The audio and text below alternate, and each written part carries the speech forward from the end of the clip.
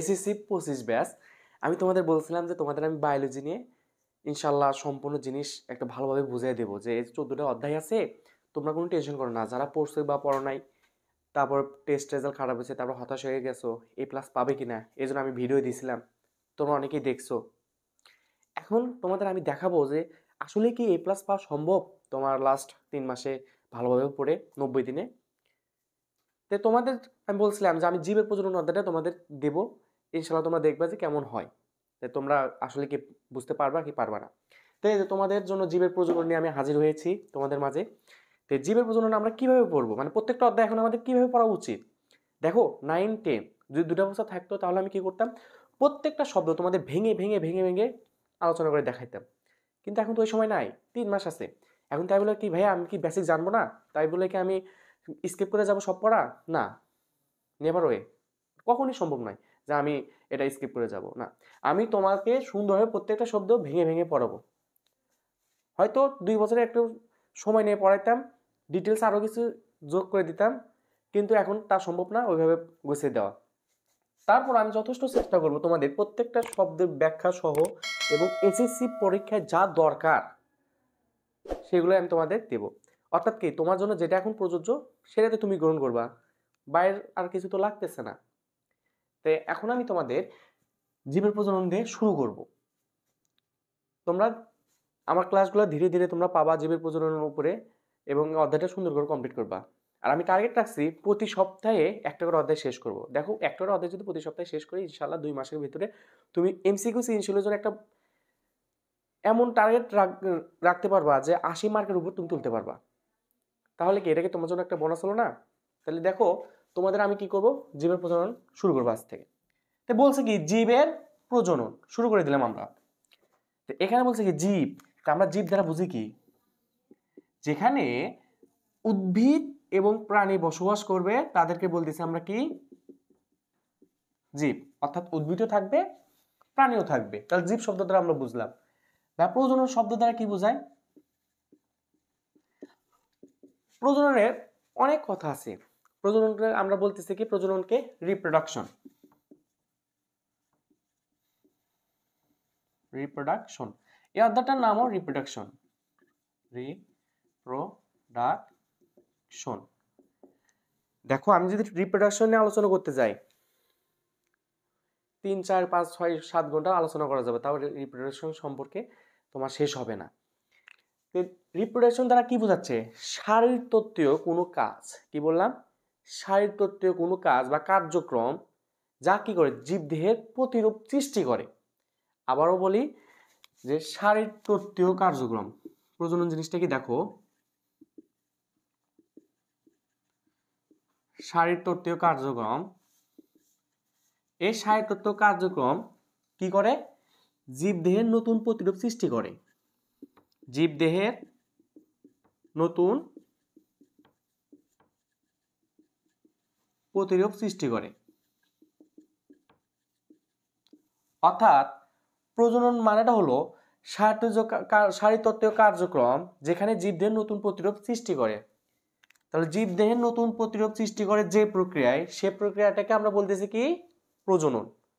তাহলে বোঝা যাচ্ছে এই প্রজনন ক্ষমতাটা এমন একটা ক্ষমতা যে তোমার প্রজাতিকুল প্রাণীকুল যত কুলই থাকুক না কেন, এটাকে কি করবে না, বিলুপ্তি করবে না, ধীরে ধীরে ধীরে ধীরে আর বিস্তার হতে থাকবে।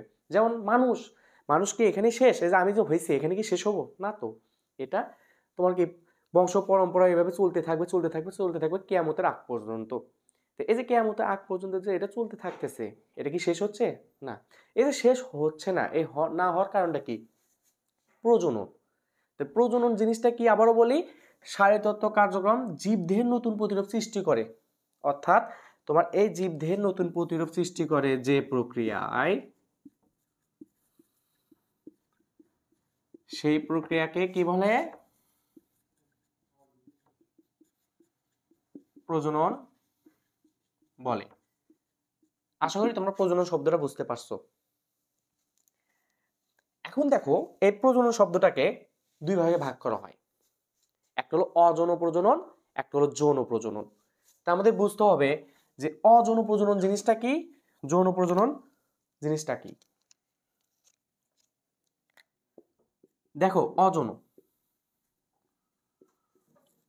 অযৌনতে কি হবে, এটা মূলত পুং বা স্ত্রী গ্যামেটোফাইট বা যেগুলো কোষ থাকার কথা সেগুলো থাকবে না। এটা কাদের হয়ে থাকবে, নিম্ন শ্রেণীর উদ্ভিদে হয়ে থাকে। নিম্ন শ্রেণীর উদ্ভিদে কি হয়, অযৌন জনন হয়। এবং যৌন জনন যেখানে কি থাকবে, তোমার পুং এবং স্ত্রী গ্যামেটোফাইট থাকবে, অর্থাৎ পুং জনন কোষ এবং স্ত্রী জনন কোষ থাকবে। যেখানে কি থাকবে, পুং জনন কোষ এবং স্ত্রী জনন কোষ।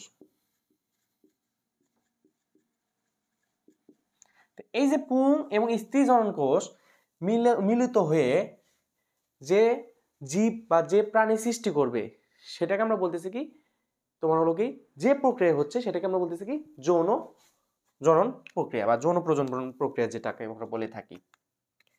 তো এখানে দেখো এই যে এটা যে হয়, এটা কোন ধরনের বিভাজনের মাধ্যমে হয়, মাইটোসিস না মিওসিস। এই যে ভাই মাইটোসিস শব্দ আসলো, মিওসিস শব্দটা আসলো, এটা আমরা কোষ বিভাজনের অধ্যায়ে পড়বো। তারপর সামান্য একটা ধারণা দিই, মাইটোসিস জিনিসটা কি। মাইটোসিস হলো তোমার একটা কোষ আছে, এই কোষটা কি হিসেবে দুইটা কোষে রূপান্তর হবে, এই দুইটা কোষে রূপান্তর হবে, অর্থাৎ একটা কোষকে বিভাজন করলে দুটি অপত্য কোষ পাওয়া যাবে। কয়টি অপত্য কোষ, দুটি অপত্য কোষ পাওয়া যাবে। এই যে দুটি অপত্য কোষ যে প্রক্রিয়ায় পাওয়া যায় সেটাকে আমরা বলতেছি হলো মাইটোসিস। এবং মিওসিসে দেখো এখানে কি হবে, একটা কোষ বিভাজন করে চারটি অপত্য কোষ পাওয়া যাবে।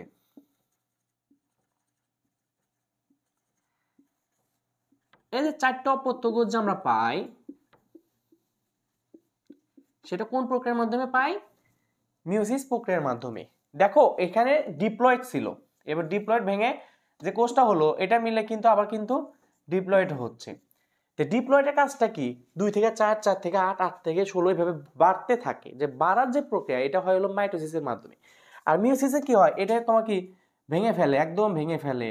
এবং এটাকে যদি 2n হয় এটাকে কি হবে, এন এন রূপান্তর হবে এবং এগুলোকে আরো ভাঙতে থাকে। তো এইভাবে দেখা যায় চারটে অপত্য কোষ সৃষ্টি হয়। এই যে চারটে অপত্য কোষ যেভাবে সৃষ্টি হয় সেই প্রক্রিয়াটাকে বলতেছে হলো মিওসিস। তাহলে দেখো একটা প্রাণী যখন আমরা সৃষ্টি করব, ধরো মানুষ, এখানে আমরা কি হয়, তোমার পুং জনন কোষ, যেটা বললাম পুং জনন কোষ, এখান থেকে এন আসে, স্ত্রী জনন কোষ এখান থেকে এন আসে, তাহলে দুইটা মিলে কি হয় 2n।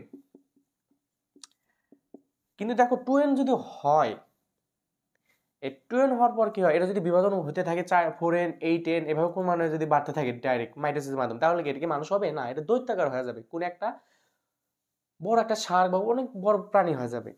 কিন্তু এটা যখন মিওসিসের মাধ্যমে হবে, ধরো এই যে ভেঙে ভেঙে যদি করানো হয় তখন দেখা যাচ্ছে কি এর 2n, আমাদের মূল জিনিসটা হলো কি 2n, তো এটা কি ভেঙে n আর একটা ভেঙে n, এই যেভাবে গঠন করে ভেঙে ভেঙে লাস্টে হয় হলো 2n। যে 2n যে হয়, এই 2nটা হয় কোন প্রক্রিয়ায়, তো মিওসিস প্রক্রিয়ায়, যেটা হয় আমরা যেটাকে আমরা নাম দিয়েছি হলো জাইগোট। অর্থাৎ তোমার এই যে 2n এটাকে ভেঙে ধরো এই যে এখানে পুংজনন কোষ এবং স্ত্রী জনন কোষ, এটা এসে কি হলো 2n হলো, 2n ভেঙে কি হলো এই যে n হলো, এই যে n হলো। এবং এটা nn হওয়ার পর যে প্রক্রিয়ার মাধ্যমে আবার 2n সৃষ্টি হচ্ছে, 2n মানে কি একটা নতুন কোনো কিছু সৃষ্টি হওয়া, একটা নতুন কিছু সৃষ্টি হওয়া, এই নতুন কিছু সৃষ্টি হওয়াকে বলতেছি আমরা কি জাইগোট, যে যেখানে হচ্ছে। এবং জাইগোটের মাধ্যমে এভাবে ক্রমান্বয়ে বাড়তে থাকে। তাহলে এখানে আমরা দেখলাম কি যে প্রজনন জিনিসটা হচ্ছে যে নতুন প্রতিরূপ সৃষ্টি করা, নতুন প্রতিরূপ দ্বারা কি কোন প্রক্রিয়া করে, মাইটোসিস না মিওসিস। এই জন্য তোমাকে বলে দিছে যে তোমার জনন কোষ বা যে তোমার এই যে প্রজনন ক্ষমতা যে হয় এটার পূর্ব শর্ত কি, মিওসিস। তাহলে তোমাকে বলে দিছে যে প্রজনন যে ক্ষমতা হয় এই প্রজনন ক্ষমতার পূর্ব শর্ত, তোমার বই দিছে কি পূর্ব শর্ত হলো মিওসিস। কেন মিওসিস হয় তোমরা এখন বুঝতে পারছো, যে তোমার মাইটোসিস হলে এটা বৃহদাকার কোনো প্রাণী হয়ে যাবে, এই জন্য মাইটোসিস হয় না। মিওসিস কেন হয়, কারণ কি এগুলা তোমার যে হ্যাপ্লয়েড কোষগুলো আছে এগুলা কি হয় ভাঙে ভেঙে ডিপ্লয়েডে রূপান্তরিত হয়, ডাইরেক্ট ডিপ্লয়েড হয় না, এই জন্য তোমার এখানে মিওসিস প্রক্রিয়াটা বিদ্যমান দেখা যায়। এখন কথা হলো যে ভাইয়া এই যে পুংজনন এবং স্ত্রী জনন যে প্রক্রিয়াটা, এটা কি তোমার একই প্রাণীর মধ্যে হয়ে থাকে না ভিন্ন কোনো প্রাণীর মধ্যে হয়ে থাকে। এটুকু তো তোমাদের বোঝা শেষ, মিশিয়ে দিলাম। তো একই প্রাণীর মধ্যে হয়ে থাকে না ভিন্ন প্রাণীর মধ্যে হয়ে থাকে? মূলত এগুলা দেখা যায় কি একই উদ্ভিদে দেখা যায় যে পুং স্ত্রী দুটাই উপস্থিত, আবার ভিন্ন কোনো উদ্ভিদে দেখা যায়। আর আমরা যেমন মানুষ, আমাদের মধ্যে কি পুং জননকোষ স্ত্রী জননকোষ আছে? না, আমাদের মধ্যে দুটো নাই, একটা আছে। ছেলেদের ক্ষেত্রে পুং জননকোষ থাকে আর মেয়েদের ক্ষেত্রে স্ত্রী জননকোষ থাকে। এই যে দুটো ভিন্ন, এটাকে বলি ভিন্নবাসী। আর যদি এক থাকে তাহলে এটাকে বলি কি সহবাসী। তাহলে সহবাসী মানে কি? উদ্ভিদের ক্ষেত্রে বোঝাচ্ছে কি, সহবাসী দ্বারা বোঝাচ্ছে হলো একই উদ্ভিদে। আর ভিন্নবাসী মানে কি? ভিন্ন উদ্ভিদে। তাহলে এই যে আমরা যে সহবাসী বলতেছি, সহবাসীকে বলতেছি কি মোনোসিয়াস। কি বলতেছি? মোনোসিয়াস। আর ভিন্নবাসীকে বলতেছি হলো কি ডায়াসিয়াস। তাহলে সহবাসী মানে কি একই উদ্ভিদের মধ্যে পুং এবং স্ত্রী যদি থাকে তাদেরকে বলতেছি হলো কি তোমার সহবাসী উদ্ভিদ।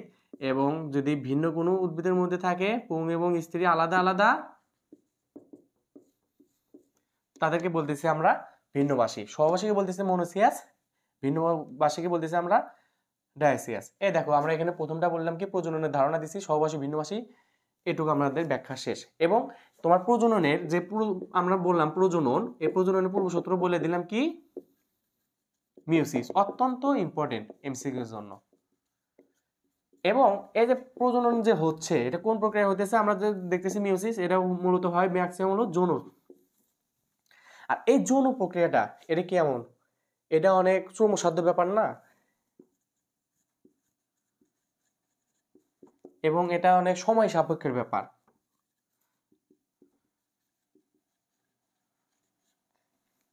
আর এটা কি একটা কি সহজ না, এটা তো অনেক জটিল প্রক্রিয়া। কারণ আমরা যখন হয়েছি আমাদের হওয়ার পিছনে অনেক কি হয়েছে, দীর্ঘ 9 মাস মা অনেক কষ্ট করছে, পেটে ব্যথা করছে, তারপর এটা কি একটা তোর একটা জটিল প্রক্রিয়ার মাধ্যমে হয়েছে, তার মধ্যে শ্রমসাধ্য এবং সময় সাপেক্ষের ব্যাপার। তাহলে এখান থেকে তোমার এমসিকিউ যদি আসে তে বলবে তোমার যৌন জনন প্রক্রিয়াটা এটা কেমন, বহু নির্বাচনী দিবে জটিল শ্রমসাধ্য সময় সাপেক্ষ, না দেয় বলবো কি তোমার সময় বেশি লাগে না, বা জটিল দেবার দিতে পারে সহজ সরল। তোমার অ্যান্সার কি হবে? যেখানে তিনটে থাকবে সেটা তিনটে হবে, যেখানে একটা অনুপস্থিত থাকবে তুমি তো জানবে যে কোনটা অনুপস্থিত। এইটুকুই হলো তোমার হলো প্রজননের ধারণা থেকে ইম্পর্টেন্ট। আশা করি তোমরা প্রত্যেকটা শব্দ বুঝতে পারছো। দেখো আমি বলছিলাম কি যৌন জনন, যে যৌন জননে কি হয় প্রতিরূপ সৃষ্টি করে, এটা কিন্তু এখনো চলতেছে। কিন্তু অযৌন জনন দেখা যায় কি প্রতিরূপ সৃষ্টি করে একই, কিন্তু এটা বেশি দিন থাকে না। যেমন ওই দেখো ব্যাকটেরিয়া, প্রোটোজোয়া, এগুলা কিছু কিছু এখনো দেখা যায়, কিন্তু অনেক প্রাণী আছে যেগুলো টিকে নাই পরিবেশে। কি কারণে?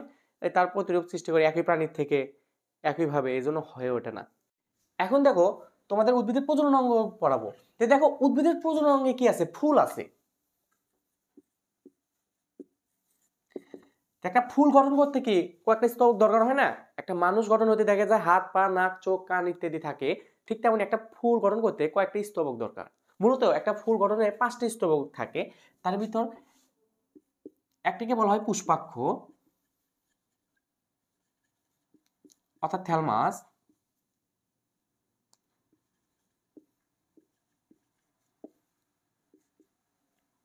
দ্বিতীয়টাকে বলা হয় বৃতি বা ক্যালেক্স। ক্যালেক্স ক্যালেক্স তৃতীয়টাকে বলা হয় দলমণ্ডল, যাকে বলা হয় করলা। তোমরা আবার ভাইবো না এটা করলা নামক গাড়ি। তারপর হলো পুংস্তবক, অ্যান্ড্রোয়েশিয়াম। অ্যান্ড্রোয়েশিয়াম এবং 5 নাম্বার হলো স্ত্রীস্তবক, জাইনোসিয়াম। একটা ফুলে যদি 5টি অংশ উপস্থিত থাকে তাদেরকে বলা হয় হলো সম্পূর্ণ ফুল। যদি 5টা অংশ থাকে তাদেরকে আমরা বলতেছি কি সম্পূর্ণ ফুল, এবং যদি না থাকে তাদেরকে বলি হলো অসম্পূর্ণ ফুল। অর্থাৎ দেখো এখানে পুষ্পাক্ষ বৃতি আছে, দলমণ্ডল, পুংস্তবক, স্ত্রীস্তবক। এর ভিতর তার দেখা যাচ্ছে কোনো কোনো ফুলে বৃতি না থাকতে পারে, আবার কোনো কোনো ফুলে দেখা যাচ্ছে পুষ্পাক্ষ না থাকতে পারে। এই যে না থাকা, এই না থাকাকে বলতেছি আমরা কি অসম্পূর্ণ ফুল। সম্পূর্ণ ফুলের উদাহরণ কি কি? জবা, ধুতুরা। এবং অসম্পূর্ণ ফুলের উদাহরণ কি কি? লাউ, কুমড়া।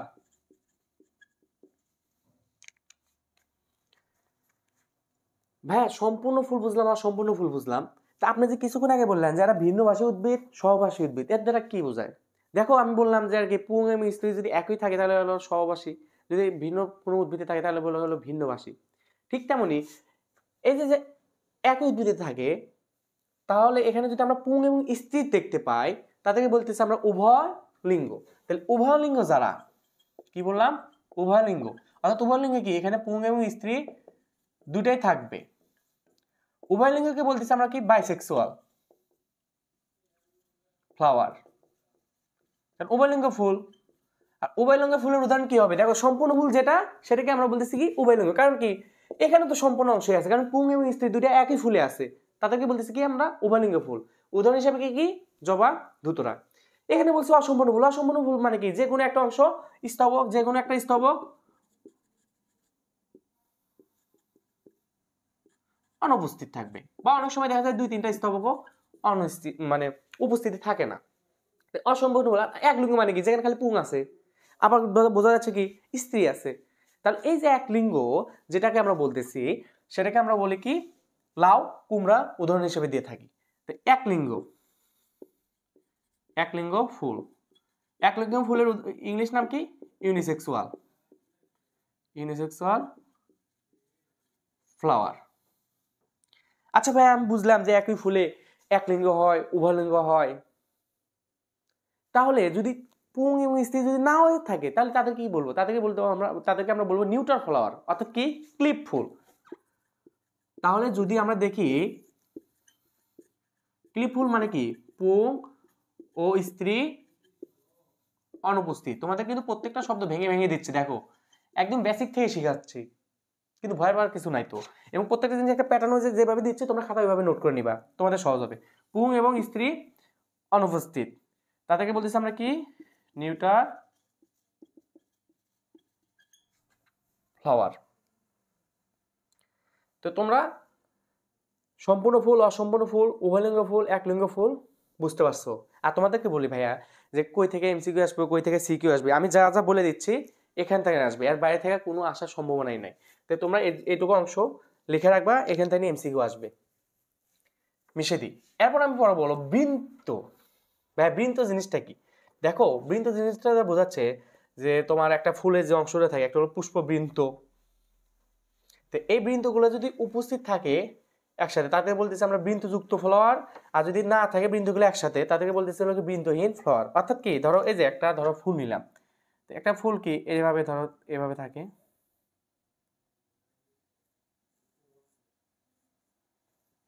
আর এখান থেকে কি একটা ফুলের গঠন হয়, ধরো এইভাবে একটা ফুল হলো। এই যে এখানে এটা আছে, এটাকে আমরা বলতেছি হলো পুষ্প বৃন্ত। এবং এই যে পুষ্পবৃন্ত যা আছে, এটা যদি একত্রে থাকে, এখানে তো অনেকগুলো থাকে এভাবে, তো এটা যদি একত্রে থাকে তাদেরকে বলতেছি আমরা কি? বৃন্তযুক্ত। কি বলতেছি? বৃন্তযুক্ত। তো একত্রে থাকলে কি বলতেছি? হলো বৃন্তযুক্ত, যাদেরকে বলে আমরা সবৃন্ত। উদাহরণ হিসাবে কি? জবা, কুমড়া। জবা, কুমড়া। তাহলে পুষ্প মানে বৃন্ত মানে কি? সবৃন্তক। সবৃন্তক দ্বারা বোঝাচ্ছে কি? যদি একত্রে থাকে। উদাহরণ হিসাবে কি? জবা, কুমড়া। দেখো আমরা যখন দেখলাম উভয়লিঙ্গ এবং সম্পূর্ণ, ওখানে দেখছি জবা, ধুতরা। এবং যখন আমরা এক লিঙ্গ দেখলাম এবং অসম্পূর্ণ দেখলাম, সেখানে দেখলাম আমরা লাউ, কুমড়া। তো একটা প্যারালাল ওয়াইজে আছে, কি দেখলাম? জবা, ধুতরা, লাউ, কুমড়া। তো এরা কি করছে? এটা আর এটা বাদ দিয়ে দিছে, এই যে এটা বাদ, এই প্যারালাল হিসেবে এটা নিয়ে নিছে। তো এই যে জবা, কুমড়া, এই জবা কুমড়া কার ভিতরে পড়তেছে? বৃন্তযুক্তর মধ্যে পড়ে। ভাইয়া তাহলে বৃন্তযুক্ত বললাম, অবৃন্তক কি? মানে এই যে বৃন্তগুলো কি? যুক্ত না, মানে এখানে থাকবে, এখানে থাকবে, এখানে থাকবে, এরকম থাকে। এই যুক্ত যে না, এটাকে বলতেছি আমরা কি বৃন্তহীন বা অবৃন্তক। উদাহরণ কি হাতি সুর। তোমরা অনেকে হাতি সুর ফুল দেখছো হয়তো, আমি ওইভাবে দেখি না এখনো, মানে ওইভাবে গ্রামে যাওয়া হয় না তো এর জন্য দেখাও হয় না হাতি সুর। তো তোমরা এগুলো শব্দ বুঝতে পারছো। ক্লিপ ফুলের কোনো উদাহরণ আছে না, তারপরে নিউট্রাল ফ্লাওয়ার কি, এগুলো আমি সম্পূর্ণ তোমাদের পড়াইছি। আর এই যে ফুলের উদাহরণ যে কয়েকটা দিলাম, এখানে দুইটা এখানে একটা, আর সামনে মানে আগে যেগুলো দিছি এগুলো থেকে তোমার এমসিকিউ আসবে এবং বারবার এখান থেকে আসে। তো তোমরা ভয়ের কিছু নাই, সুন্দরভাবে একদম সাজিয়ে দিছি, তোমরা একদম শেষ করে দিবা। এখন যদি তোমাদের পড়াটা সম্পূর্ণ মানে এগুলা গোছানো হয়ে থাকে, এখন আমি তোমাদের যা বলবো ফুলের ভিতরে, অর্থাৎ কি এগুলার বিস্তারিত আলোচনায়।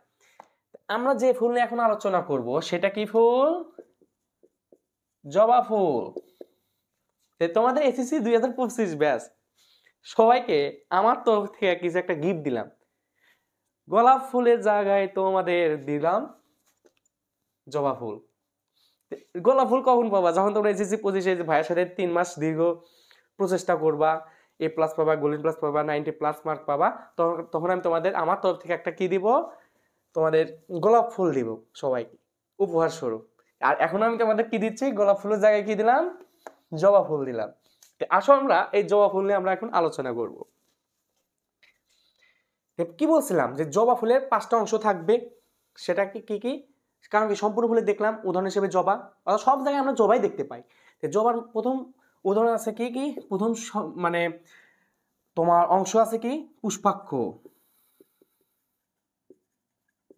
হ্যাঁ, পুষ্পাক্ষ কি কিভাবে হয় এগুলো তো এখন বুঝতেছি না, চিত্রতে বোঝাতে হবে। তো দেখো আমি তোমাদের সুন্দর করে চিত্র এঁকে দিই। এই যে এটা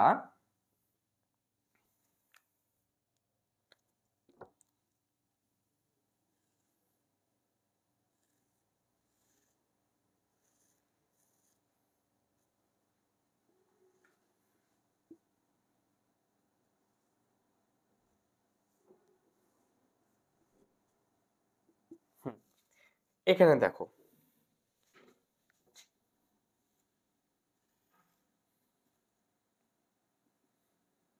আচ্ছা এখানে পরে আসি, আগে আমরা এটুকু শেষ করি।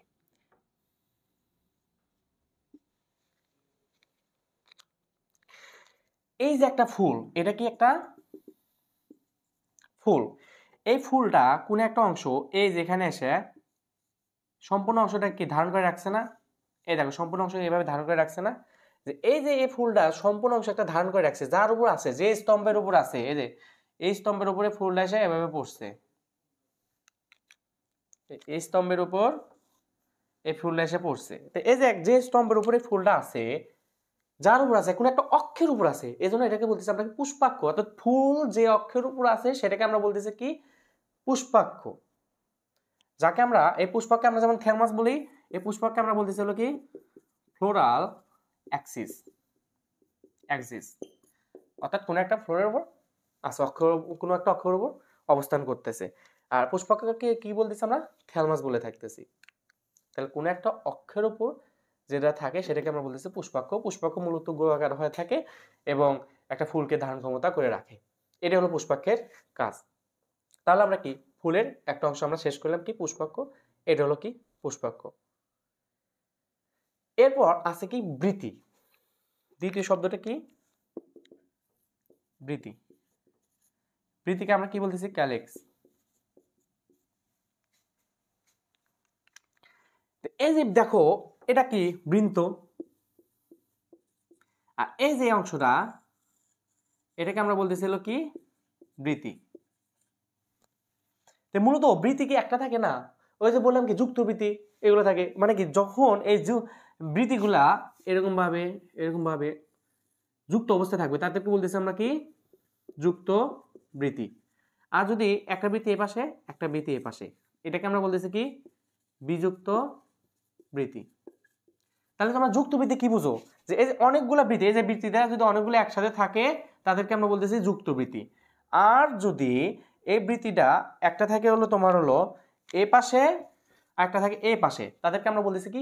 বিযুক্ত বৃতি। তাহলে আমরা দেখলাম কি এই বৃত্তির মধ্যে দুটা ভাগ আছে, একটা হলো যুক্ত বৃতি আর একটা হলো বিযুক্ত বৃত্তি। এখন দেখো তো এখানে কি দেখতেছো, এখানে কিন্তু বিযুক্ত বৃত্তি আছে, এই যে একটা বৃত্তি, এই যে একটা বৃত্তি। এখন এই যে তোমার এই বৃত্তিগুলো যে ভাগ ভাগ আছে, পার্ট হিসেবে আছে, এটাকে আমরা বলতেছিল কি বৃত্তাংশ। কি বলতেছি, তো এই যে একটা পার্ট, এই যে একটা পার্ট, এটা একটা পার্ট, বা এই যে এখানে একটা পার্ট, এই পার্টটাকে আমরা বলতেছি কি বৃত্তাংশ। যেহেতু বৃত্তির ইংলিশ হলো কি ক্যালেক্স, সেহেতু বৃত্তাংশ ইংলিশ হলো সেপাল। কি বললাম, সেপাল। সেপাল মানে কি বৃত্তাংশ। তাহলে সেপালকে বলতেছি আমরা কি বৃত্তাংশ। আর বৃত্তি কি, বৃত্তির থেকে যে অংশটা বের হয় তাদেরকে বলতেছি আমরা বৃত্তাংশ। এখন এই বৃত্তাংশগুলো কেমন, এই বৃত্তাংশগুলো কি রঙিন। দেখো এই বৃত্তিগুলো হয় কেমন, রঙিন। যেহেতু রঙিন হয় তাহলে পরাগায়নে কি করবে, দূর দূরান্ত থেকে পোকামাকড় আসবে, এসে কি করবে এর উপর বসবে, বসে কি করবে রস নেবে, প্লাস কি করবে আকর্ষণ ক্ষমতা থাকবে, এবং রোদ পোকামাকড় ঝড় বৃষ্টির থেকে এগুলা কি যেগুলো আছে মানে কি এই রঙিন হয়, আসে পড়বে পোকামাকড় থেকে কি করে ফুলটা কি করে আবরণের শেল্টার দিয়ে থাকে, এই যে শেল্টার দিয়ে থাকতেছে সুন্দর করে এভাবে আবরণ দিয়ে থাকে। যে এই যে আবরণ দিয়ে থাকতেছে এটা কার কাজ, বৃত্তি কি করে এগুলাকে তোমাকে প্রতিরোধ করে। তাহলে তোমার বৃত্তির কাজ কি, বৃত্তি একদম রঙিন হয়, পোকামাকড় আসবে, তো পোকামাকড় আসলে কি করবে, পোকামাকড় এসে রস নিতে চাবে, সেখানে কি করে কিছুটা ভূমিকা পালন করে, না তোরা নিস না, এইগুলো কাজ করে থাকে। পাশাপাশি কি হবে, রোদ পোকা, রোদ ঝড় বৃষ্টি এগুলো থেকে কি করে, রোদ ঝড় বৃষ্টি থেকে কি করবে এগুলোকে প্রতিরক্ষা করবে। তাহলে আমরা বৃত্তি থেকে যেটা বুঝতে পারলাম যে এইগুলা পোকামাকড় রোদ বৃষ্টি ঝড় এগুলো থেকে কি করে নিজেকে সংরক্ষণ করার চেষ্টা করে। তাহলে বৃত্তিতে যদি এমসিকিউ আসে যে ড্যাশবোর্ড রোদ পোকামাকড় তারপর পরাগায়নের ক্ষেত্রে ভূমিকা পালন করে, কি ক্ষেত্রে, পরাগায়নে। তাহলে পরাগায়নের রঙিন রোদ বৃষ্টি ঝড় এগুলাতে কি হয়, বৃত্তির কাজ। তোমরা বৃত্তি সম্পূর্ণ অংশটা বুঝতে পারছো আশা করি। এখন আমরা যাব দলমণ্ডল। দলমণ্ডল জিনিসটা কি, দেখে দলমণ্ডলকে আমরা কি বলছি, করলা। করলা মানে কি, যেখানে অনেকগুলা পাপড়ি বিদ্যমান থাকবে। এই দেখো এখানে কি অনেকগুলো পাপড়ি আছে, একটা গোলাপ ফুলে দেখো তো একটা পাপড়ি, তুমি গোলাপ ফুল যদি দেখো গোলাপ ফুলের পাপড়ি কিন্তু ভেঙে ভেঙে করা যায়, অনেকগুলো পাপড়ি থাকে। এই যে অনেকগুলো যে পাপড়ি আছে, এই পাপড়িগুলো মিলে কি হয়, তোমার কি দলমণ্ডল গঠিত হয়।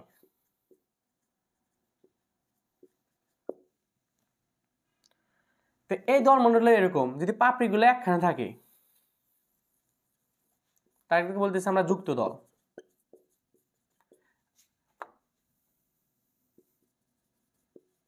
পাপড়ি একসাথে থাকলে। আর যদি দেখি তোমার পাপড়ি একসাথে নাই, তাদেরকে বলি আমরা কি, এটাকে বলতেছি আমরা কি বিযুক্তি দল, বিযুক্ত দল।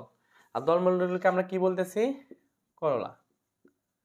এবং এই যে পাপড়ি যেটা আছে পাপড়িকে বলতেছি আমরা পেটাল, পাপড়িকে কি বলি, পেটাল বলে থাকি। মূলত পাপড়িগুলো কি হয়, রঙিন হয়।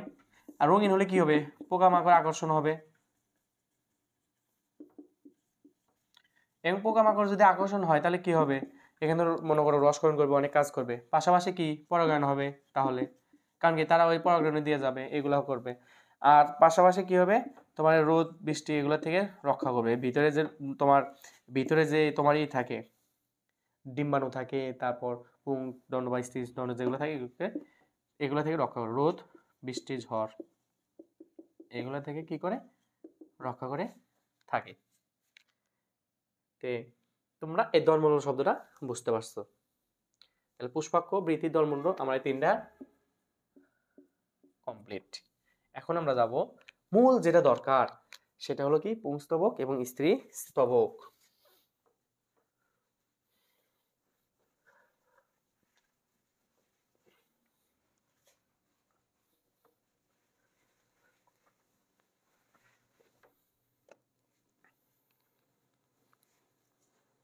দেখো প্রথমে আমি তোমাদের কি পড়াবো, পুংস্তবক।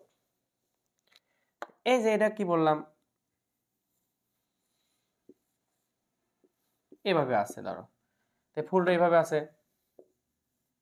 এভাবে কি আছে ফুল। আমি সর্বশেষে ফুলটা সুন্দর করে এঁকে দিবনি, মানে প্রত্যেকটা অংশ আগে তোমাদের বুঝে নি। এটা হলো ফুল। এই যে এটা তো বৃতি পড়লাম, বা বৃত্তাংশ এটাও দেখলাম, এটা তো পুষ্পাক্ষ এটাও দেখলাম, দলমনোদ দেখছি যেগুলো পার্ট বাই পার্ট থাকে। এখন আমরা দেখবো কি স্তবক, পুংস্তবক। এই যে এখানে দেখো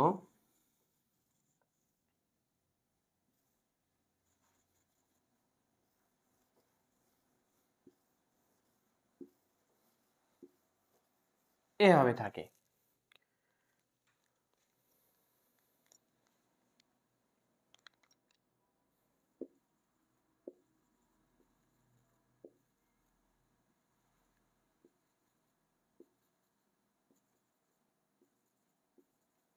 এরকম ভাবে থাকে। পুংস্তবক পড়াচ্ছে এখন তোমাদের, কি পড়াবো এখন? পুংস্তবক। ভালো মতো মনোযোগ দাও, একদম এক লেকচারে মানে এই টপিকটা শেষ করে দেব। পুংস্তবক দেখি কি পুংকেশর বিদ্যমান। কি বিদ্যমান? এই পুংস্তবকটা কি বিদ্যমান? পুংকেশর বিদ্যমান। পুংকেশর। তো এই যে এটা এবং এটাকে বলতেছি আমরা পুংস্তবক। তো এটাকে আমরা বলতেছি হলো পরাগধানী। পরাগধানী বা পরাগথলি, যাকে আমরা বলি হলো অ্যান্থার। এবং এটাকে বলতেছি আমরা কি পরাগদণ্ড বা পুংদণ্ড।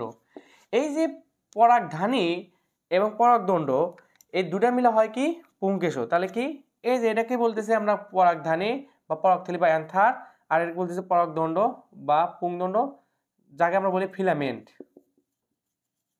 ফিলামেন্ট এই মিলে হয় কি পুংকেশর। এবং পুংকেশরকে বলা হয় হলো স্টামিন।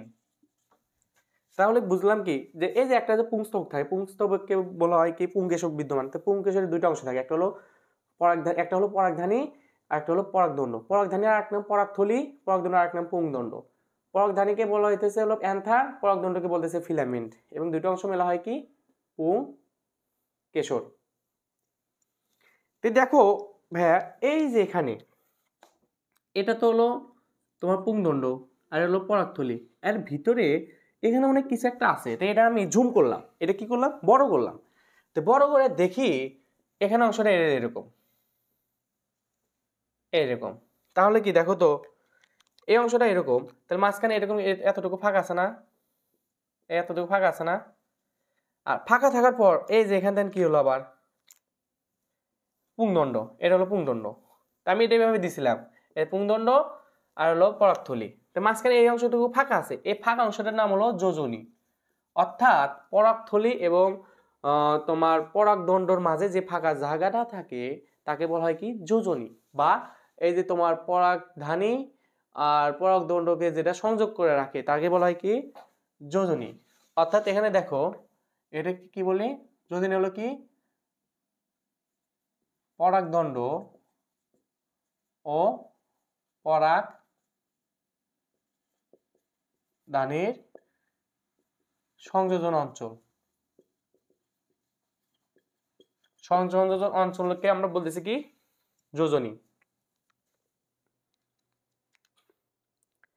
তোমরা এই অংশটা বুঝতে পারছো। এখন আমি তোমাদের দেখাবো যে এই যে আমরা বলি যে পুং গ্যামেটোফাইটের প্রথম কোষ হলো পরাগরেণু। যে পরাগরেণু যে বলি পুং গ্যামেটোফাইটের প্রথম কোষ, এটা কিভাবে তৈরি হয়?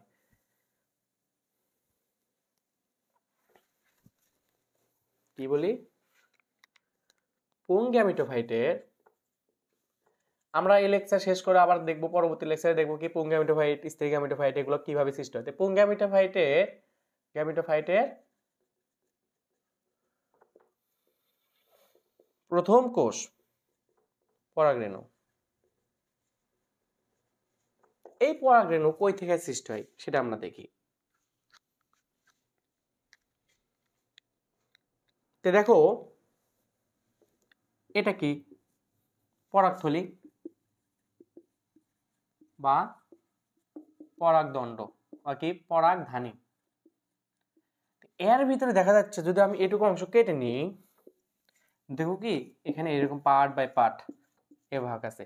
তো এখানে কি মাইটোসিস বিভাজন হবে, মাইটোসিসের মধ্যে কি 4টা থেকে 8টা, 8টা থেকে 16টা এইভাবে বৃদ্ধি পেতে থাকবে। এবং দেখবো এই প্রত্যেকটা এখানে তোমার কোনো কিছু তৈরি হচ্ছে, যা বলা হয় পুংজনন কোষ। কি তৈরি হয়? পুংজনন কোষ তৈরি হয়। এই যে তোমার পরাগধানীতে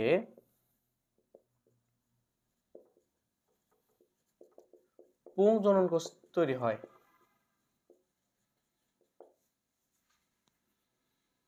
এই পুংজনন কোষ সৃষ্টি করতে প্রথমে দেখা যায় কি পরাগধানীতে দুইটা কোষ থাকে, একটা হলো জেনারেটিভ, একটা হলো নালিকা কোষ। একটা হলো জেনারেটিভ, জেনারেটিভ কোষ মূলত কি এই যে পুংজননের কাছে হেল্প করে। আর একটা হলো কি নালিকা কোষ। এই নালিকা কোষ কি করে তোমার এই যে এভাবে নালিকা তৈরি করে। এখানে এর ভিতরে কি যেমন এরকম নালিকা তৈরি হচ্ছে না, ঠিক তেমনি এরকম নালিকা তৈরি করে। তো নালিকা তৈরি করার পর এই যে জেনারেটিভ কোষ যা আছে এটা কি করবে, ভিতরে আসবে, আসে কি করবে এই যে এখানে পুংজনন কোষ তৈরি করবে। এই যে পুংজনন কোষ যে তৈরি করে এটা কই থেকে করে, যেটাকে আমরা বলতেছি কি পুংজনন কোষ বলতেছি কি পরাগ রেণু। তাহলে কি এটাকে যা বলতেছি নালিকা কোষ, নালিকা কোষ মানে কি পলেন টিউব। এবং এই যে পলেন টিউবের ভিতরে যেহেতু তোমার পরাগ রেণু উৎপন্ন হচ্ছে এটাকে বলতেছে হলো কি পলেন গ্রেন।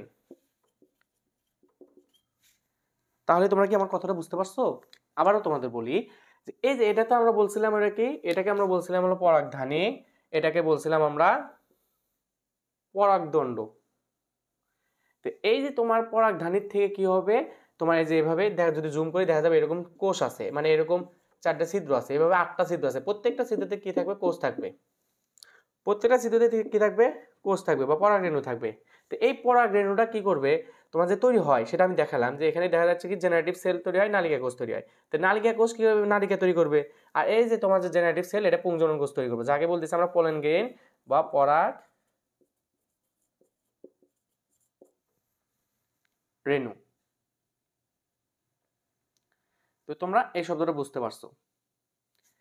তো দেখো এই যে এখানে আমি বললাম যে এখানে কি থাকে, পরাগরেণু থাকে বা পরাগদণ্ড থাকে, পরাগরেণু থাকে, পরাগদণ্ড থাকে। তো এই পরাগদণ্ডগুলো কি গুচ্ছ আকারে থাকতে পারে, আবার গুচ্ছ ছাড়াও থাকতে পারে। যদি পরাগদণ্ডগুলা গুচ্ছ আকারে থাকে তাদেরকে বলতে আমরা বলি একগুচ্ছ, দ্বিগুচ্ছ, বহুগুচ্ছ। এবং শুধু কি পরাগদণ্ড থাকে না, এখানে তো তোমার কি পরাগধানী থাকে, পরাগধানী কি থাকে, যুক্ত অবস্থায় থাকে। তো দেখো এটা কি বলছিলাম কি আমরা পরাগদণ্ড। এবং এই যে এখানে মাথা কি থাকে,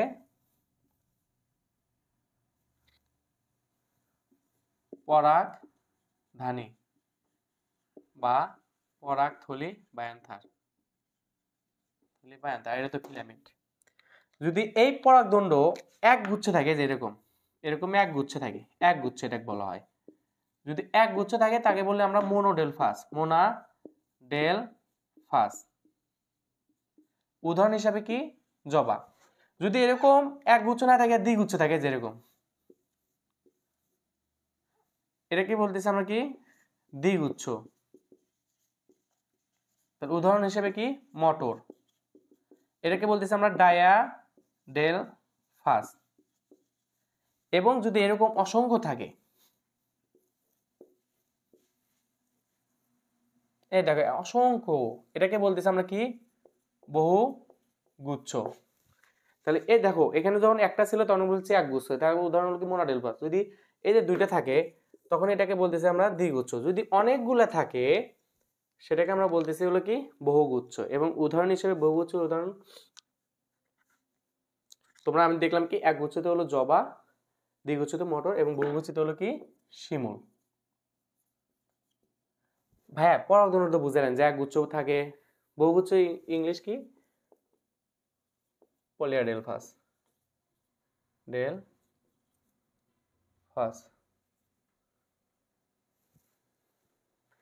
ভাইয়া আপনি পলিডেলফাস বুঝালেন, এইগুলো পরাগদণ্ড বুঝলেন। আচ্ছা ভাই পরাগধানী কি অনেকগুলো থাকতে পারে না? হ্যাঁ, যদি তোমার মনে করো কি পরাগধানী যদি অনেকগুলো থাকে তাদেরকে আমরা বলতেছি হলো কি যুক্তধানী। কি বলি?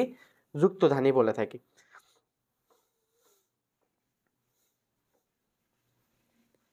এবং যুক্তধানীকে আমরা বলি কি সিনজেনেসিস। যদি এই দেখো এই যে এটাকে কি বলছিলাম অনেকগুলা, এই যে এগুলা অনেকগুলা থাকবে, এই যে অনেকগুলাতে থাকবে এটাকে আমরা বলি কি যুক্তধানী। পরাগধানী যদি অনেকগুলা থাকে, এই পরাগধানীগুলা যদি এই পরাগধানীগুলা যদি অনেকগুলা থাকে তাদেরকে বলতেছি আমরা কি যুক্তধানী বা সিনজেনেসিয়াস, জেনেসিয়াস।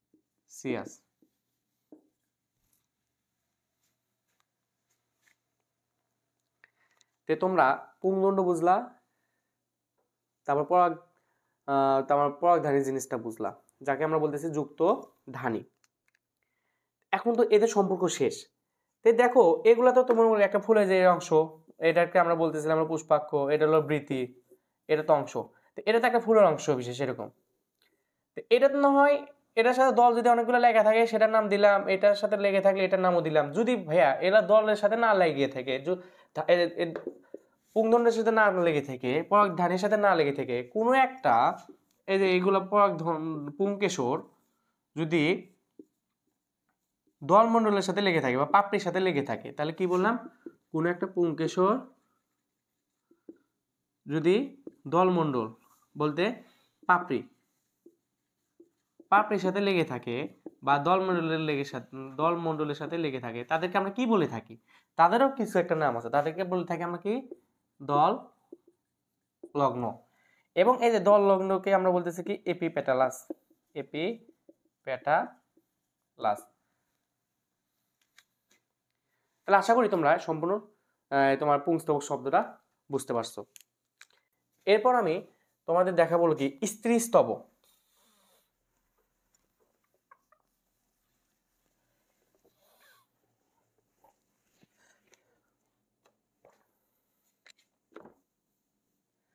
তোমার এই যে ফুল যে আঁকালাম,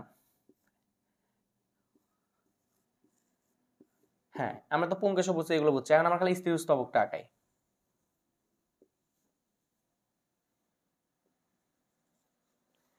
তো এই যে স্ত্রী স্তবক, এই স্ত্রী স্তবককে আমরা বলছিলাম কি জাইনোসিয়াম, এবং এই জাইনোসিয়ামে স্ত্রী স্তবকে আরেকটা নাম দিছিলাম কি গর্ভকেশর নাম দিছিলাম। তো এই গর্ভকেশরে তোমার কি থাকে, গর্ভপত্র থাকে, কি থাকে গর্ভপত্র, যাকে বলে কার্পেল, গর্ভপত্র বিদ্যমান।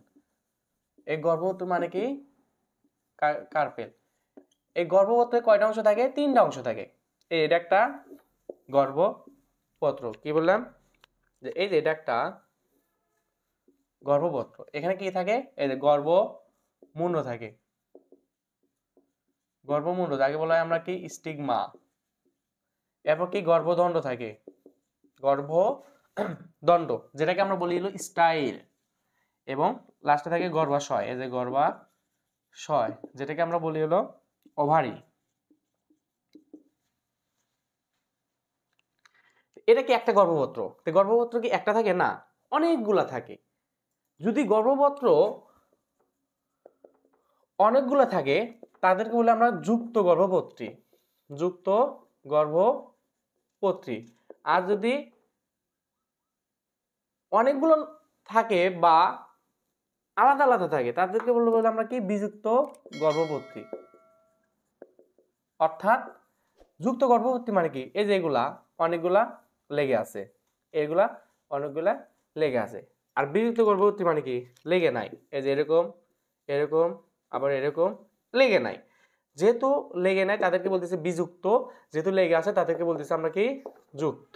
এটা যুক্ত, এটা বিযুক্ত গর্ভপত্রী।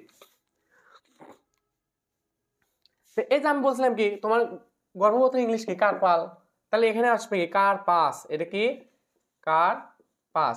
যেহেতু যুক্ত বলছে, কি বলছে যুক্ত বলছে, তার জন্য এদেরকে বলো সিনকার্পাস। কি কার্পাস বলা হয়, সিনকার্পাস।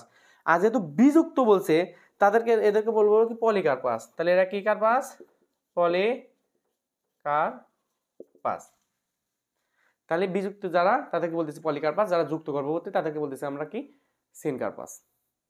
এখন আমরা দেখো এখানে কি বলছি গর্ভমুণ্ড, তাই এটাকে আমরা কি বলতেছি গর্ভমুণ্ড, যেটাকে বলি স্টিগমা, এটাকে বলি গর্ভদণ্ড, যেটাকে বলি স্টাইল, আর যেটা গর্ভাশয় তাদেরকে বলতেছে এটা। তো এই যে তোমার এই যে গর্ভাশয় যা আছে, এই গর্ভাশয়ের ভিতরে কি থাকে, এখানে থাকে হলো এই যে এখানে থাকে হলো তোমার কি ডিম্বাণু, এবং এইগুলা আর এখানে কি থাকে এই যে এখানে এখানে এখানে থাকে হলো ডিম্বক। তো ডিম্বকগুলা তো তোমার বিভিন্ন কাজ করে থাকে, ফল উৎপাদনে, ফল তৈরিতে ভূমিকা পালন করে, এবং গর্ভাশয় কি ওইগুলা বিভিন্ন কাজ আমরা দেখবো, পুং গ্যামেটোফাইট, স্ত্রী গ্যামেটোফাইট, নিষেকে, ওইগুলো যে আমরা দেখবো। তো এখানে আমরা খালি এইটুকু বুঝে রাখি যে এই যে এখানে যে তোমার ডিম এইটা থাকে গর্ভাশয়, গর্ভাশয়ে কি তৈরি হয়, ডিম্বাণু তৈরি হয়, এবং এই ডিম্বাণু কি হয়, প্রজননে অংশ নেয়, প্রজননে অংশ নেয়। আর আমরা পুংস্তবকে কি অংশ নেয়, পরাগরেণু। পুংস্তবকে, এই পুংস্তবকে কে অংশ নেয়, পরাগ রেণু অংশ নেয়, এবং তোমার প্রজননে অংশ নেয় স্ত্রীস্তবকে কি, ডিম্বাণু। আর ডিম্বাণু কই থাকে, ওভারিতে থাকে। এগুলো আমি তোমাকে এখানে দেখাইছি। তে তোমার একটা ফুলটা যদি আমি সুন্দরভাবে দেখতে চাই, এগুলো হলো তোমার হলো সম্পূর্ণ ব্যাখ্যা। দেখো একটা ফুলে, তো আমি এখন তোমাকে একটা সংক্ষেপে কথা বলবো যে এর একটা ফুল যে এত গ্রেসে পড়াইলাম, এটাকে আমি সম্পূর্ণভাবে এখন এখন তোমাকে কি সুন্দরভাবে একটু ভেঙে দেবো, যে দেখো এই ফুলটা কিভাবে আমি এখন পড়াইছি, দেখো সুন্দর করে দেখো তোমরা।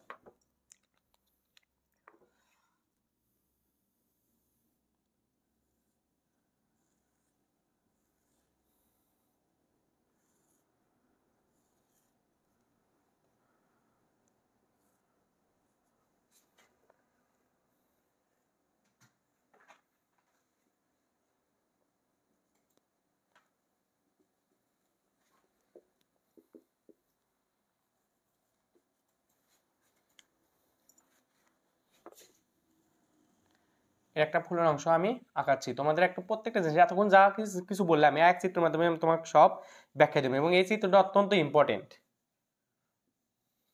তাহলে প্রথমে বলছিলাম কি, এটা হলো কি পুষ্পবিন্তু, আর এটা হলো কি বৃতি, এবং এই বৃতিগুলোকে যে ভাগ করা হয় তখন আমরা বলি বৃত্তাংশ। এগুলো ইংলিশ টার্ম সব কিছু তো আমি লিখে দিয়েছি, তোমরা খাতায় লিখে রাখছো অবশ্যই, আমি জানি, যে তোমরা এগুলো দেখে রাখবা। আর এই যেটাকে বলতেছি আমরা কি, পুষ্পাক্ষ। পুষ্পাক্ষ মানে কি, এই যে সম্পূর্ণ যে একটা তোমার ফুল আছে, ফুলটা কি করে ধারণ করে রাখে, পুষ্পাক্ষ। এরপর আমরা দেখবো কি, তোমার এখানে এই যে পুংকেশর দেখবো, অর্থাৎ পুংস্তবক, এই যে এখানে এরকম ভাবে থাকবে।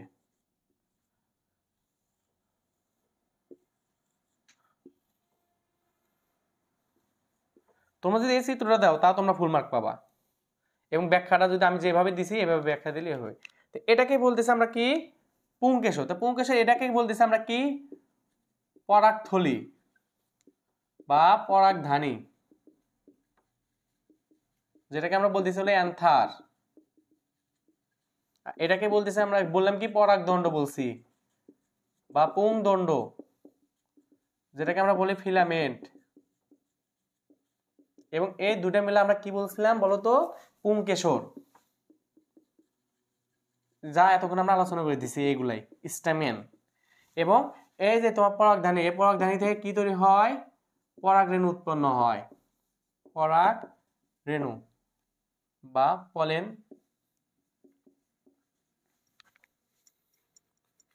গ্রেন। এবং এই পরাগ রেণু কই থেকে উৎপন্ন হয়, নালিকা কোষ আছে, ওইগুলো পড়েছি, জেনারেটিভ কোষ আছে, নালিকা কোষ থেকে কোষে পরাগ রেণু উৎপন্ন হয়, এবং এই পরাগ রেণু কি করে, প্রজননে অংশ নেয়, অংশ নেয়। এবং আমি এগুলো বলছিলাম যে পরাগদণ্ড, পরাগদণ্ডের তিনটা ভাগ থাকে। এই দেখো পরাগদণ্ড বা পুংদণ্ড, এই যে একগুচ্ছ, দ্বিগুচ্ছ, বহুগুচ্ছ। একগুচ্ছ মনোডেলফাস, দ্বিগুচ্ছ ডাইডেলফাস, বহুগুচ্ছ মানে পলিডেলফাস। উদাহরণ হিসেবে দিয়েছিলাম, প্রত্যেকটা তোমরা দেখে নিছো। এই যে তারপর পরাগরেণু, পরাগরেণুকে যদি অনেকগুলো থাকে বা পরাগরেণু হয় কোথা থেকে, পরাগথলি থেকে। তো পরাগথলি যদি অনেকগুলো থাকে তাকে বলা হয় যুক্তধানী। এগুলো প্রত্যেকটা জিনিস আমি ভেঙে ভেঙে দিছি। দললগ্ন কখন বলা হয় বলো তো, দললগ্ন বলা হয় কখন, এই যে পুংকেশর যা আছে এর ভিতরে কি থাকে, পাপড়ি সিস্টেম থাকে না, এই যে পাপড়ি, এই পাপড়ি, এই পাপড়ি, এই পাপড়ি। তো এই যে তোমার কি পুংকেশর এবং পাপড়ি বা দল, পুংকেশর ও পাপড়ি যদি লেগে থাকে তাদেরকে আমরা বলতেছি কি, দললগ্ন, এটা বলছি, বা এপিপেটালাস, এটা বলে দিছি সুন্দর করে। এবং সর্বশেষ আমরা কি দেখি,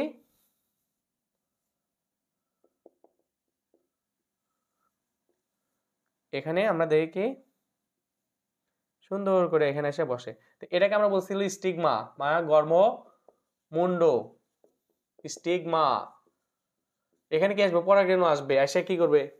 তোমার প্রজননে অংশ নেবে। যা আমি পুং গ্যামেটোফাইট, স্ত্রী গ্যামেটো সুন্দর করে ভেঙে ভেঙে দেখাবো। তারপর আমি এখানে কি বললাম? স্টাইল, যাকে আমরা বলতেছি হলো গর্ভদণ্ড, মানে কি এই দণ্ডের বিরুদ্ধে আসবে। এবং সর্বশেষ কি, এটা হলো কি গর্ভাশয় বা ওভারি। এই গর্ভাশয় থেকে কি হবে? তোমার ডিম্বাণু তৈরি হবে। কি তৈরি হবে? ডিম্বাণু, যা প্রজননে অংশ নেবে। এই দুইটা জিনিস বোঝানোর জন্য এতক্ষণ তোমাদের অনেকগুলো কথা শোনালাম। এবং এখানে কি থাকবে? ডিম্বাণু, এবং ডিম্বক থাকবে। ডিম্বক বিভিন্ন বীজে রূপান্তরিত হবে, এগুলো কথা আছে। আর এটাই হলো তোমার মনে করো কি একটা ফুল, একটা ফুলের আদর্শ ফুল জবার, এটা একটা আদর্শ ফুল জবার অংশ। এবং প্রত্যেকটা অংশ তোমাদের এখানে দেখে দিছি। দেখো প্রজননের ধারণা করে দিছি, উদ্ভিদের প্রজনন অঙ্গ ফুল, সম্পূর্ণ ফুল কি, অসম্পূর্ণ ফুল কি, তারপর উভয়লিঙ্গ কি, একলিঙ্গ কি, সবিন্দু কবিন্দু, বিন্দুযুক্ত বৃন্তহীন, ক্লিপ ফুল কি, পুষ্পাক্ষ বৃত্তি, দলমণ্ডল কি, প্রত্যেকটা পুংকেশ পুংদণ্ড, প্রত্যেকটা শব্দ আমি সুন্দর করে ভেঙে দিছি। এবং স্ত্রীস্তবক, স্ত্রীগর্ভাশয় এগুলা পড়ে দিছি। বিযুক্ত গর্ভবতী কি, যুক্ত গর্ভবতী কি, গর্ভবতী মানে কি, কার্পেল, এগুলো প্রত্যেকটা শব্দ সুন্দর করে ভেঙে দিছি। আমি যে লেকচারটা দিলাম, এটা যদি তুমি মনে কর কি করে থাকো, খাতায় লেকচার করে থাকো, তুমি বই পৃষ্ঠা খুলবে আর দেখবে কি এই প্রত্যেকটা অংশ তো ভাই পড়েছে, প্রত্যেকটা অংশ তো আমি পারি, সমস্যা নেই। তো সর্বশেষ আজকে যে টপিকটা পড়ায় তোমাদের শেষ করব, সেটা হলো কি তোমার হলো পুষ্পমঞ্জরি।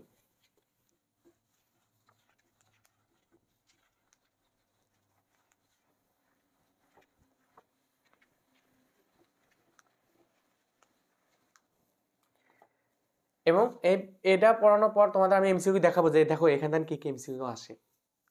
তাহলে তো দেখো আমি একসাথে তোমার বেসিক থেকে প্রো লেভেলে শিখে দিলাম, পাশাপাশি এমসিকিউ শেষ করলাম।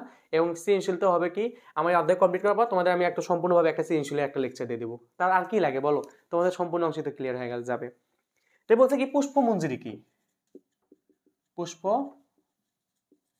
মঞ্জরি, যাকে আমরা বলতেছি কি ইনফ্লোরেসেন্স, ইনফ্লোরেসেন্স, ইনফ্লোরেসেন্স অর্থাৎ কি পুষ্পমঞ্জরি, অর্থাৎ যে শাখায় ফুলগুলো সজ্জিত অবস্থায় থাকবে। কি বললাম? যে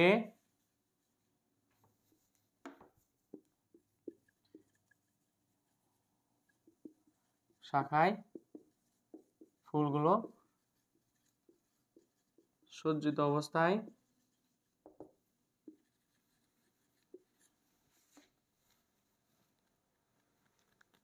থাকবে,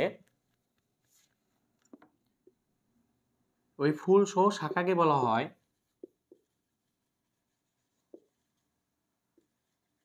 কি এই যে পুষ্প মঞ্জরি। তার মানে কি এই দেখো এই শাখায় ফুলগুলো সজ্জিত অবস্থায় আছে, এদেরকে বলতেছি আমরা কি পুষ্প মঞ্জরি।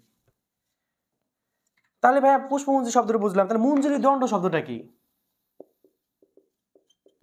মঞ্জরি দণ্ডটা হলো কি, যে ফুলগুলো যে দণ্ডের সাথে লেগে থাকে, যে দণ্ডের সাথে সজ্জিত থাকে, এই দণ্ডের সাথে কি ফুলগুলো সজ্জিত থাকে, অর্থাৎ যে দণ্ডের সাথে থাকে সেই দণ্ডটাকে বলতেছে কি, দণ্ডকে বলতেছে কি মঞ্জরি দণ্ড। অর্থাৎ যে দণ্ডের সাথে লেগে থাকে, যে দণ্ডের সাথে লেগে থাকে বা সজ্জিত থাকে তাকে আমরা বলতেছি কি মঞ্জরি দণ্ড। ভাইয়া কথাটা বুঝলাম। এখন কথা হলো ভাইয়া অনিয়ত পুষ্পমঞ্জরি কি আর নিয়ত পুষ্পমঞ্জরিটা কি? অনিয়ত বোঝাচ্ছে কি, যে নিয়ন্ত্রণহীন। কি বললাম? অনিয়ত মানে কি নিয়ন্ত্রণহীন, অর্থাৎ কি তোমার কি ফুলগুলো এত পরিমাণ বাড়তেছে, এত পরিমাণ বাড়তেছে ধীরে ধীরে তোমার কি এগুলা কোনো শেষ হচ্ছে না, অর্থাৎ কি অসীম ভাবে বৃদ্ধি পেতে থাকে, অসীম ভাবে বৃদ্ধি পেতে থাকে। অর্থাৎ কি এই দেখো ফুলগুলা এখানে বড়, এখানে বড়, এভাবে ছোট হইতে হইতে হইতে হইতে হইতে যেতেই থাকতেছে, যেতেই থাকতেছে, যেতেই থাকতেছে। এই যে দেখো বড় থেকে ছোট, এটাকে বলা হয় বায়োজ্যেষ্ঠ, আর এটাকে বলতেছি আমরা কনিষ্ঠ। এই যে বায়োজ্যেষ্ঠ কনিষ্ঠ, এটাকে ফুল বৃদ্ধি পেতে থাকতেছে বড় থেকে ছোট, তো এটাকে বলতেছি আমরা অনিয়ত। আর নিয়তে কি সসীম, অর্থাৎ কি ফুলগুলো বৃদ্ধি পাওয়া কমবে, বৃদ্ধি পাওয়া কমে যাবে। অর্থাৎ কি তোমার এই ফুলগুলা প্রথমে ছোট থাকবে, পরবর্তীতে কি এই যে বড় হয়ে গেল। তো এটাকে বলতেছে আমরা বয়োজ্যেষ্ঠ, আর এটা হলো কি কনিষ্ঠ। তাহলে এখানে আমি তোমাদের দুটো জিনিস দেখাই। একটা জিনিসটা দেখো, এই যে জীবের প্রজননে যে তোমার পুষ্পমঞ্জরি যেটা আছে, তো এখানে আমরা দেখতেছি কি অনিয়ত হচ্ছে, নিয়ত হচ্ছে। অনিয়ত মানে অসীমভাবে বৃদ্ধি পাচ্ছে, এটাকে বলতেছে আমরা রেসিমোস। কি বলতেছি? রেসিমোস। এবং এই যে তোমার ফুলগুলো যে তোমার কি নিয়ত হচ্ছে, মানে বৃদ্ধিগুলো কমে দিচ্ছে, এটাকে বলতেছে আমরা কি সাইমোস। সাইমোস। তো এই যে তোমার এখানে একটা জিনিস খেয়াল রাখবে যে কনিষ্ঠ হয় কি অর্থাৎ নিচের দিক, বয়োজ্যেষ্ঠ হয় কি উপরের দিক, এটাকে বলতেছে আমরা নিয়ত। আর এখানে কি বয়োজ্যেষ্ঠ হয় নিচের দিক, কনিষ্ঠ হয় বেশি। অর্থাৎ যেখানে বেশি থাকে সেখানে আমরা কম দেখবো, মানে আগাতে, মানে বিভিন্ন অঞ্চল অসীম শাখাতে। তো এই যে তোমার এই যে এখানে বললাম কি অনিয়ত, অনিয়তকে বলতেছে আমরা রেসিমোস, আবার তোমার নিয়তকে বলতেছে আমরা কি সাইমোস। তো এটাই হলো তোমার কি পুষ্পমঞ্জরি। তো আশা করি তোমরা যে আমি যে প্রথম থেকে যেটা পড়ালাম, অর্থাৎ ফুলের যে অংশটুকু এখানে তো সৃজনশীল অবশ্যই এখানে হয়, এটা তো খ নাম্বারের জন্য অত্যন্ত ইম্পর্টেন্ট। প্রত্যেকটা এমসিকিউ প্রত্যেকটা সিকিউ অংশটা আমি সুন্দর করে কভার দিয়ে দিয়েছি।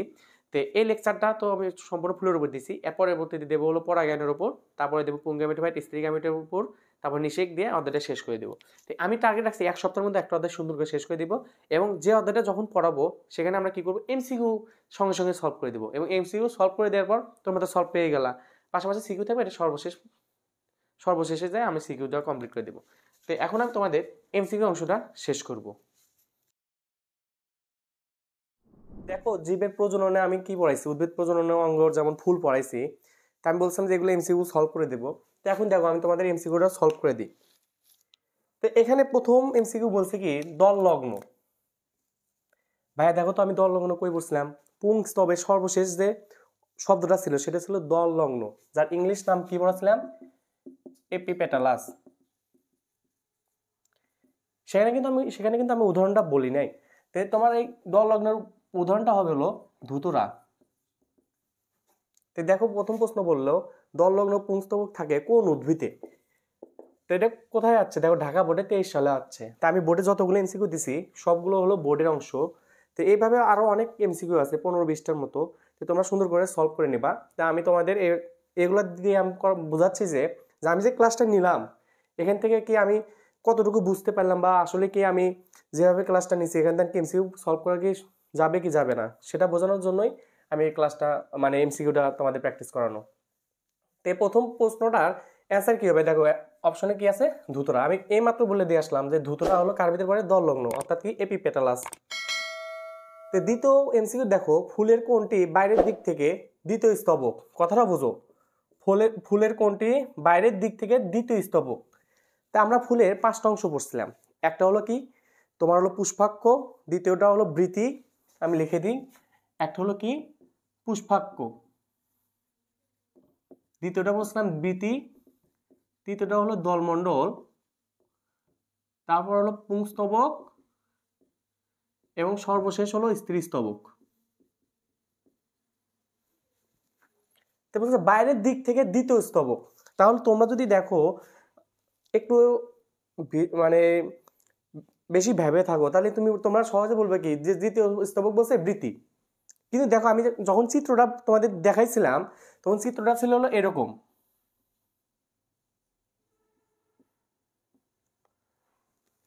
এরকম একটা চিত্র ছিল। তো এই বৃত্তিটা দেখা যাচ্ছে একদম বাইরের অংশ, মানে যেখানে আমি ফুলের সাথে এটা কাউন্ট করতেছি না, ফুলের সাথে লেগে আছে কি দেখো তো, এই যে একটা ফুল, এই ফুলের সাথে লেগে আছে কিন্তু এইটুকু অংশ, বৃত্তি কিন্তু নাই ফুলের সাথে। তাহলে এটা কি বলতেছি আমরা, পুষ্পাক্ষ। আর এটা হলো কি দলমণ্ডল। তারপর আমরা পুংস্তবক দেখতে পারি, স্ত্রী স্তবক দেখতে পারি। তাহলে যেহেতু বলছে দ্বিতীয় স্তবক, তাহলে এখানে কিন্তু বৃত্তিটা কাউন্ট হবে না, কারণ কি বৃত্তিটা একদম বাইরের স্তর, একদম বাইরের স্তর, এটা ফুলের সাথে কোনো সম্পর্কই নাই। এর জন্য আমরা যদি এখানে বলছি কি দ্বিতীয় স্তবক, তাহলে দ্বিতীয় স্তবক বললে কি হবে অ্যান্সার, দলমণ্ডল। প্রশ্নটা কিন্তু একটু ক্রিটিক্যাল, তোমরা একটু মানে ভেবে চিন্তে অ্যান্সারটা দিবে, অনেকে দেখে বৃত্তি দিয়ে দিবে, কিন্তু তাদেরটা হবে না। দেখো তৃতীয় প্রশ্ন বলছে ধুতরা ফুলের তৃতীয় স্তবক কোনটি? একই কথা, যে তৃতীয় স্তবক বলছে, তাহলে এখানে অনেকে দেখাবে কি দলমণ্ডল লাগাবে, কিন্তু দেখো ধুতরা ফুল আমরা কি বলছি দল লগ্ন, অর্থাৎ কি সবকিছু একদম লেগে থাকবে, পাপড়িগুলো একদম সম্পূর্ণ অংশ, দলমণ্ডল অংশটুকু একদম লেগে থাকবে। এই ক্ষেত্রে আমরা কিন্তু দলমণ্ডল অংশ এখানে কাউন্ট করব না, কারণ যদি একদম লেগে থাকে সেহেতু এটা আমরা কাউন্ট করবো না। কারণ কি আমরা যখন গোলাপ ফুলে পাপড়ি দেখবো যে পাপড়ি কিন্তু আমরা এড়ানো যায়, কিন্তু যখন দল লগ্ন থাকে একদম লেগে থাকে এটা কিন্তু এড়ানোর কোনো সম্ভাবনা নাই। যেহেতু এড়ানোর সম্ভাবনা নাই সেহেতু আমি এটাকে এই স্তবকের মধ্যে ফালাবো না, এই স্তরের মধ্যে ফালাবো না। তাহলে ধুতরা ফুলের তৃতীয় স্তবক কোনটি? তুমি ডাইরেক্ট চলে যাবে কি অ্যান্ড্রোয়েশিয়াম, অর্থাৎ কি পুংস্তবক। আমি কিন্তু প্রত্যেকটা শব্দের ইংলিশ আমি টার্মগুলো শিখিয়ে দিয়েছি তোমাদের, তোমরা সুন্দর করে যদি নোট করে থাকো তাহলে তোমাদের এগুলো এমসিকিউ কোনো মানে ভয়ের কিছু না, এগুলো এমসিকিউ সহজে তোমরা অ্যান্সার করতে পারবা। তাই আমরা বলছিলাম কি পুংস্তবক, তো পুংস্তবকের ইংলিশ টার্মটা কি বলছিলাম? অ্যান্ড্রোয়েশিয়াম। তো বলো তো এখানে অ্যান্সার কি হবে? দেখো এখানে ইংলিশের টার্মটা দিছে, এই যে অ্যান্ড্রোয়েশিয়াম প্রথমেই দিয়ে দিছে। থ্যালামাস মানে কি বলছিলাম? পুষ্পাক্ষ। জাইনোসিয়াম মানে কি বলছিলাম? স্ত্রী স্তবক। আর ক্যালেক্স মানে বলছিলাম হলো বৃতি। চতুর্থ প্রশ্ন দেখো প্রজননের জন্য রূপান্তরিত বিশেষ ধরনের বিটপ। এই যে প্রজনন জিনিসটাকে এটাও পড়াইছি যে এটা কেমন বংশ পরম্পরার যে ধারাবাহিক রক্ষা করে সেটাকে আমরা প্রজনন বলতেছি, এবং প্রজননের কাজগুলোকে এগুলো আমি লেকচারে প্রথমে আমি তোমাদের ব্যাখ্যা দিয়ে আছি, এখানে এত ডিটেলসে বলার কোনো সময় নাই, তোমরা ওটা দেখে নেবে। যদি তোমাদের প্রজনন শব্দটা বোঝা উচিত, মানে প্রজনন শব্দটা যদি আরো বুঝতে চাও তাহলে আমার ক্লাসটা আবার প্রথম স্থান দেখতে হবে এবং তোমরা ওগুলো দেখে নিও। তো বলছে প্রজননের জন্য রূপান্তরিত বিশেষ ধরনের বিটপ। তো বিটপ মানে কি? শুট, অর্থাৎ কি প্রথম অংশটা যে প্রজনন হচ্ছে এটা কি কারণে হচ্ছে? এটাও অ্যান্সার হবে কি ফুল। দেখো এখানে ফুল দিছে না, এজ এ ফুল। কারণ কি যে কোনো প্রজননের জন্য ফুলকে আমরা কি জন্য টার্গেট করি? কারণ সেখানে পুং গ্যামেটোফাইট স্ত্রী গ্যামেটোফাইট উৎপত্তি হয়, যা আমাদের প্রজননে গুরুত্বপূর্ণভাবে ভূমিকা পালন করে। পরের প্রশ্ন দেখো চিত্র দিছে, চিত্রটা দেখবা এটাকে কি বলতেছে? এটাকে আমরা বলতেছি হলো পরাগদণ্ড। দেখো ভালো করে, এটাকে আমরা বলতেছি হলো পরাগদণ্ড বা পুংদণ্ড, আর এটা হলো কি পরাগথলি বা পরাগধানী। পরাগধানী। তো বলছে চিত্র এম, তো চিত্র এমটা কি? এখানে দেখো তো পরাগদণ্ড যে পরাগধানী অর্থাৎ পুংকেশরটা, এটা কি একটা আছে? না, অনেকগুলো আছে, একটা দুইটা তিনটা চারটা। তা আমি পড়াইছিলাম এভাবে, যদি একটা পুংদণ্ড থাকে গুচ্ছ আকারে বা এক গুচ্ছ থাকে, যদি একটা থাকে বা এক গুচ্ছ আকারে থাকে সেটাকে আমরা বলছিলাম হলো কি মোনোডেলফাস বা এক গুচ্ছ। যদি দুটা থাকে তাদেরকে বলছিলাম আমরা কি ডায়াডেলফাস বা দ্বিগুচ্ছ।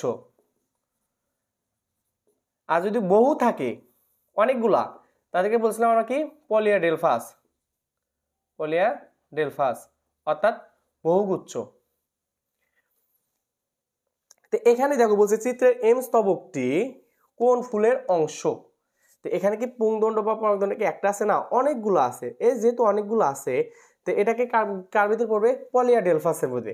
আর এক গুচ্ছর উদাহরণ দিয়েছিলাম হলো জবা, দ্বিগুচ্ছর উদাহরণ দিয়েছিলাম হলো মটর, এবং বহুগুচ্ছর উদাহরণ দিয়েছিলাম হলো শিমুল। আমি যখন উদাহরণগুলো দিছি তখনই আমি বলে দিছি এগুলো নিয়ে বারবার এমসিকিউ আসবে।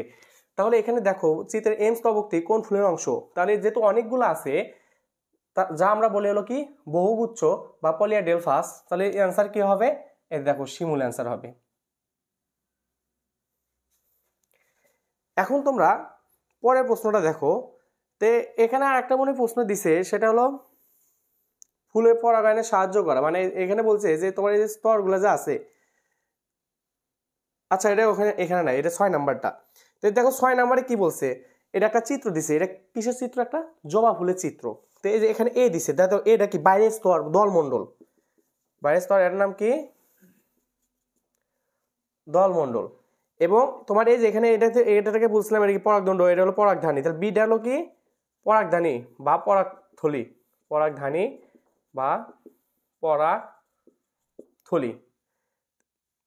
তো দলমণ্ডলকে আমরা বলতেছি করল্লা, আর পরাগধানী বা পরাগথলি এটাকে বলতেছি আমরা অ্যান্থার। এবং সি অংশ এটা হলো কি বৃতি বা ক্যালেক্স। তো চিত্র বি বলছে কি চিত্র বি হট, তা আমি তো বলে দিয়েছি চিত্র বিটা কি? এটা পরাগধানী। তাহলে অ্যান্সার কি হবে? যে পরাগধানী। এভাবে তোমাকে কি ভেঙে ভেঙে পড়া লাগবে, যা আমি ফুল ক্লাসে আমি সুন্দর করে ভেঙে ভেঙে প্রত্যেকটা শব্দ দিছি এবং চিত্র সব বুঝিয়ে দিছি, তাহলে তোমাদের এগুলো কোনো সমস্যা হওয়ার কথা না।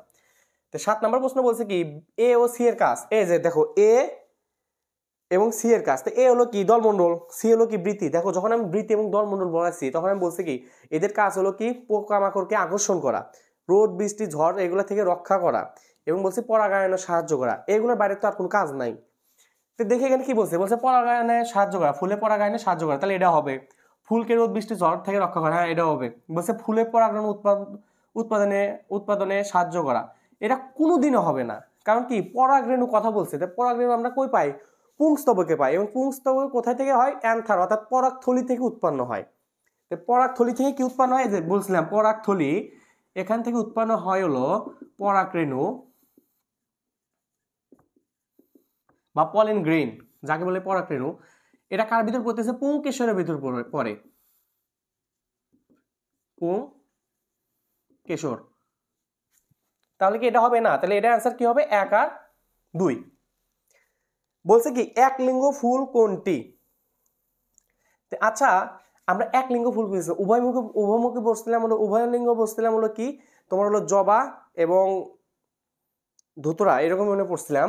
তে বলছে এক লিঙ্গ, তো এক লিঙ্গের মধ্যে আমরা বলছিলাম কি লাউ কুমড়া, তাহলে এক লিঙ্গের মধ্যে কি বলছিলাম, লাউ কুমড়া। আচ্ছা আপাতত এইটুকু জানি, তবে আর একটা জানতে হবে, সেটা হলো কি ঝিঙ্গা। এই ঝিঙ্গাও কার ভিতরে পড়ে, এক লিঙ্গের ভিতরে পড়ে। তো এখানে দেখো মটর, মটর তো না, এটা কি কার ভিতরে পড়ে, মটর পড়ে হলো তোমার যে লিখে দিছি তোমার ডায়াডেলফাস বা দ্বিগুচ্ছ। তারপর ধান, ধান তো তোমার পরাগায়নের দিকে চলে যায়। জবা তো আমরা বলছি উভয় লিঙ্গ, তাহলে তো এগুলো হবে না। তাহলে এখানে আছে কি ঝিঙ্গা, তাহলে এটাই হবে অ্যান্সার। তুমি যদি একটা অ্যান্সার নাও জানো, তুমি প্রত্যেকটা প্রশ্ন অ্যানালাইসিস করে দেখবে যে না এটা তো এখানে পড়ে, এই শব্দটা এখানে পড়ে, তাহলে এই তিনটা যেহেতু হচ্ছে না, তাহলে আরেকটা হবে, তাহলে কি হচ্ছে ঝিঙ্গা। বইয়ের ভিতরে কিন্তু ঝিঙ্গা শব্দটা দেওয়া নাই, এই জন্য আমি তোমাকে এই কথাটা বললাম।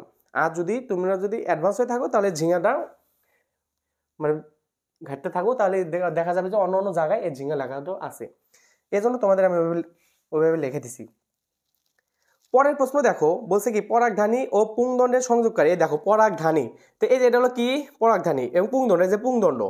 আর বলছে কি সংযোগকারী অংশকে কি বলে, আচ্ছা সংযোগকারী অংশ আমি কিন্তু একটা এভাবে দেখাই দিছিলাম, দেখো তোমাদের মনে পড়ে কিনা, যে এই যে এরকম ভাবে এরকম দেখে দিছিলাম এবং এরকম, তো এরকম ভাবে দেখানোর সময় দেখেছিলাম কি এই যে মাঝখানে একটা ফাঁকা জায়গা থাকে, তারপর এরকম টান, এই যে ফাঁকা জায়গা, এই ফাঁকা জায়গাকে আমরা বলছিলাম কি যোজনী। তাহলে বলো তো পরাগধানী ও পুংদণ্ডের সংযোগকারী অংশকে কি বলে, এখানে পলেন্টিভ হবে না, যোজনী, এই যে যোজনী হবে, পরাগরেণু হবে, পরাগথলি হবে না, এগুলো কিছু হবে না, তাহলে অ্যান্সার কি হবে যোজনী। পরের প্রশ্ন দেখো, গর্ভকেশর কোথায় অবস্থিত, কি বলছে গর্ভকেশর, গর্ভকেশর দ্বারা কি বোঝাচ্ছে, গর্ভকেশর বোঝাচ্ছে হলো কি জানে সে অর্থাৎ স্ত্রী স্তবক। আর স্ত্রী স্তবকে আমরা কি দেখছিলাম, গর্ভপত্র দেখছিলাম, আর ওই গর্ভপত্রকে 3 ভাগে ভাগ করা হয়, একটা হলো গর্ভমুণ্ড, গর্ভদণ্ড এবং তোমার হলো গর্ভাশয়। এগুলো কিন্তু আমি ক্লাসে প্রত্যেকটা অংশ ভেঙে ভেঙে দেখাইছি। তাহলে দেখো এখানে বলছে গর্ভকেশর কোথায় অবস্থিত, তাহলে আমি দেখি একটা ফুলের একদম কেন্দ্রে 3টা অংশ দেখি, তার ভিতরে কেন্দ্র দেখে হলো কি থাকে, গর্ভাশয় থাকে, এবং এই গর্ভাশয়ের ভিতরে ডিম্বক থাকে এবং ডিম্বাণু থাকে, ডিম্বাণু তো প্রজননে অংশ নেয়, এগুলো আমি বলে দিছি। আর ডিম্বক তো বীজে রূপান্তরিত হয়, বা এখানে আরো কিছু ভাঙানোর কিছু কথা আছে, এগুলো আমরা পরবর্তীতে নিষেকের সময় আমরা এগুলো জানতে পারবো। তো এখানে দেখো গর্ভকেশর কোথায় অবস্থিত, তাহলে এটা কি হবে, ফুলের কেন্দ্রে আমরা দেখতে পারি, তাহলে এখানে অ্যান্সার কি হবে, দেখো তো পাপড়ির বাইরে না তো, তারপরে বৃতির নিচে না, পুংকেশর পাশে না, এই যে ফুলের কেন্দ্রে, এটাই হবে তার অ্যান্সার। তারপর আজকের এই যে আমরা যে সমাধান করছি এটা হলো 12 নম্বর কোশ্চেন, কোনটি অবৃন্তক ফুল, একটা হলো বৃন্তযুক্ত, একটা হলো বৃন্তহীন। যেটা বৃন্তযুক্ত সেটাকে বলতেছি আমরা সবৃন্তক, যেমন উদাহরণ হিসেবে মনে হয় দিয়েছিলাম এরকম যে জবা আর কুমড়া এরকম হয়তো দিয়েছিলাম, তোমরা ক্লাসে দেখে নিবা। তো কোনটি অবৃন্তক ফুল, তো অবৃন্তক ফুল একটা বলে দিয়েছিলাম, সেটা হলো কি হাতির সুর, হাতির কিন্তু বড় একটা সুর থাকে সামনে, তো ওইরকম ভাবে মনে রাখবা কি হাতির সুর। তো এই যে বলছে কি কোনটি অবৃন্তক ফুল, তাহলে এটা দেখো এখানে কি হবে, জবা হবে না, ধুতরা হবে না, লাউ হবে না, তাহলে অ্যান্সার কি হবে হাতির সুর হবে।